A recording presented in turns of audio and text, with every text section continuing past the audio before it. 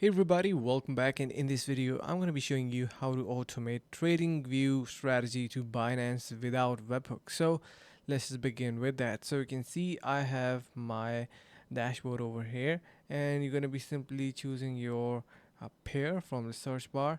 And once you do that, I recommend using a site that is Trade Adapter. So simply search in here for Trade Adapter just like that, and this can help you bridge between Binance for automation, you can see, and you can connecting TradingView with your favorite broker and enjoy automated trading. So you can use this platform. You can also get $15 startup bonus onto the platform of TradingView if you simply use the link in the description below. So you can see TradingView with Binance and whatsoever broker that you would like to use. And I hope this helps. So thank you so much for watching. Make sure to subscribe to our channel and see you around in the next video.